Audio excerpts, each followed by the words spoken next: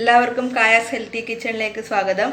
അപ്പോൾ ഇന്ന് ഞാൻ വളരെ എളുപ്പത്തിൽ തയ്യാറാക്കാൻ പറ്റിയ ഒരു 4 മണി പലഹാരവുമായിട്ടാണ് വന്നിരിക്കുന്നത്. നമ്മൾ ചോറൊക്കെ വെച്ചാൽ ചോറൊക്കെ ബാക്കി വരുമല്ലോ. അപ്പോൾ ബാക്കി വരുന്ന ചോറ് നമ്മൾ ചിലവരൊക്കെ കളയാറുണ്ട്, അല്ലെങ്കിൽ നമ്മൾ ഇഡ്ഡലി കൂട്ടും എന്തെങ്കിലുമൊക്കെ ആക്കാൻ എടുക്കും. അപ്പോൾ ഇന്ന് ബാക്കി വരുന്ന ചോറ് കൊണ്ട് നമുക്ക് നല്ല അടിപൊളിയായിട്ടുള്ള ഒരു ക്രിസ്പി വടയുണ്ടാക്കാൻ എടുക്കാം.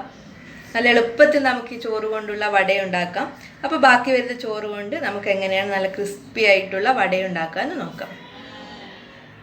ചോറ് കൊണ്ട് വടയുണ്ടാക്കാൻ വേണ്ടിയിട്ട് ഞാനിവിടെ 1 കപ്പ് ചോറ് എടുത്തിട്ടുണ്ട്. പിന്നെ ഒരു സവാള ചെറുതായി അരിഞ്ഞത്, പിന്നെ ഇഞ്ചി, പച്ചമുളക്, കറിവേപ്പില ചെറുതായി അരിഞ്ഞിട്ട് ചേർക്കുക. പിന്നെ വേണ്ടത് അരിപ്പൊടിയാണ്. ആദ്യം നമുക്ക് ഈ ചോറ് നന്നായി ഒന്ന് മിക്സിയിലിട്ട് അടിച്ചിട്ട് നല്ല പേസ്റ്റ് പോലെ ആക്കി എടുക്കണം. ചോറ് കുറച്ച് വെള്ളം ഒഴിച്ചിട്ട്, ഒരുപാട് വെള്ളം ഒഴിക്കണ്ട, കുറച്ച് ഒരു 3-4 സ്പൂൺ വെള്ളം ഒഴിച്ചിട്ട് നന്നായി ഒന്ന് പേസ്റ്റ് പോലെ അരച്ചെടുക്കാം.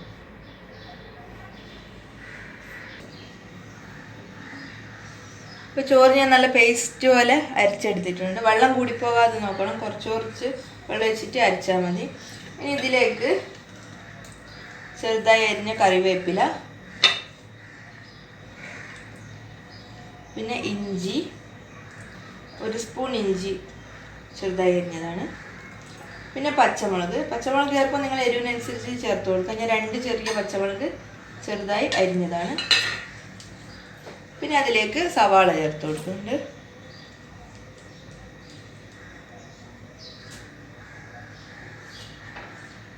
പിന്നെ 1 നുള്ള് മഞ്ഞൾപ്പൊടി, ഒരുപാടൊന്നും വേണ്ട, കുറച്ച് 1 നുള്ള് മഞ്ഞൾപ്പൊടി.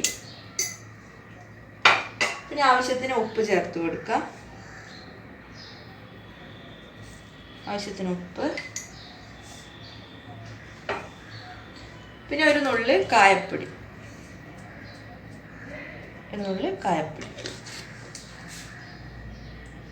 പിന്നെ ഇതിലേക്ക് ചേർക്കാൻ പോകുന്നത് അരിപ്പൊടിയാണ്. അപ്പോൾ അരിപ്പൊടി നമ്മൾ എടുക്കുന്ന ചോറിൻ്റെ അളവ് പോലെ ഇരിക്കും. ഞാനിപ്പോൾ ഒരു 6 സ്പൂണ് അരിപ്പൊടി എടുത്തിട്ടുണ്ട്. അരിപ്പൊടി ചേർത്ത് കൊടുക്കാം. നമുക്കിതെല്ലാം കൂടി നന്നായി ഒന്ന് മിക്സ് ചെയ്തെടുക്കാം.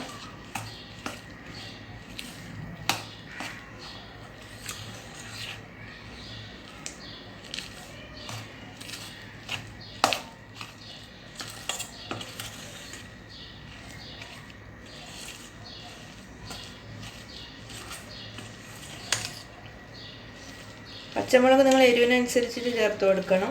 ഇതിൽ ഞാൻ മുളക് പൊടിയൊന്നും ചേർത്ത് കൊടുക്കുന്നില്ല. നന്നായി കുഴച്ചെടുത്തിട്ടുണ്ട്. നമുക്കിതൊന്ന് ഷേപ്പാക്കാൻ വേണ്ടിയിട്ട് കുറച്ച് പച്ചവെള്ളം എടുക്കുക. ഒന്ന് സാധാരണ നമ്മൾ വടയൊക്കെ ആക്കുമ്പോൾ തന്നെ പച്ചവെള്ളം കുറച്ച് കയ്യിലൊന്ന് തടവി കൊടുക്കുക. എന്നിട്ട് ഇന്ന് ചെറിയ ഉരുളകളാക്കി എടുക്കുക. അപ്പോൾ നമുക്കങ്ങനെ കയ്യിൽ പറ്റി പിടിക്കില്ല. അത് കയ്യിൽ വെച്ചിട്ട് ജസ്റ്റ് ഒന്ന് പ്രസ് ചെയ്ത് കൊടുക്കുക.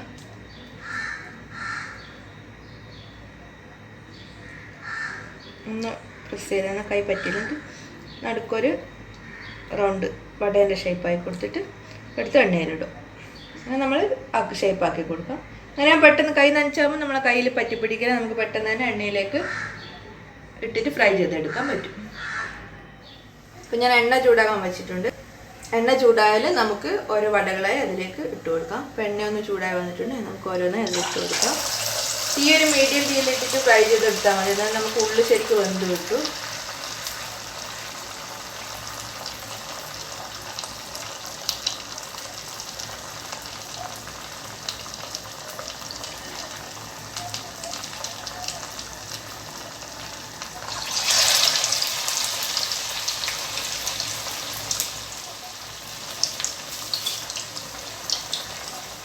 നമ്മൾ ഒരു സൈഡ് റെഡി ആയിട്ടുണ്ട്. ഇതൊന്ന് തിരിച്ചിട്ട് കൊടുക്കാം.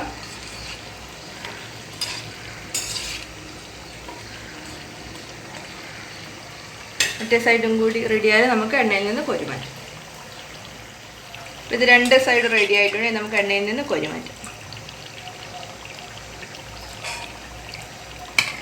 ഇതൊരു നല്ല ക്രിസ്പി വടയാണ്. നമുക്ക് കഴിക്കുമ്പോഴും നല്ല ക്രിസ്പി ആയിട്ട് കഴിക്കാം.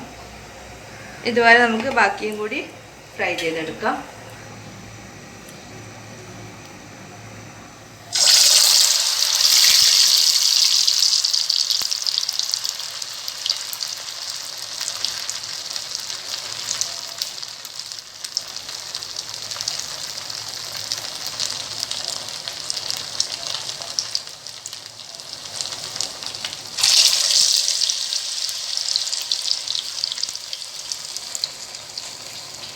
നമുക്കിതൊന്ന് തിരിച്ചിട്ട് കൊടുക്കാം. അരിപ്പൊടി ചേർക്കുമ്പോൾ വറുത്ത അരിപ്പൊടി ആയാലും വറുക്കാത്ത അരിപ്പൊടി ആയാലും കുഴപ്പമില്ല, ഏതായാലും. രണ്ട് സൈഡ് നന്നായി മുരിഞ്ഞു വന്നിട്ട് നമുക്ക് എണ്ണയിൽ നിന്ന് പൊരിഞ്ഞു. ഇതിലങ്ങനെ ഒരുപാട് എണ്ണയൊന്നും കുടിക്കൂല.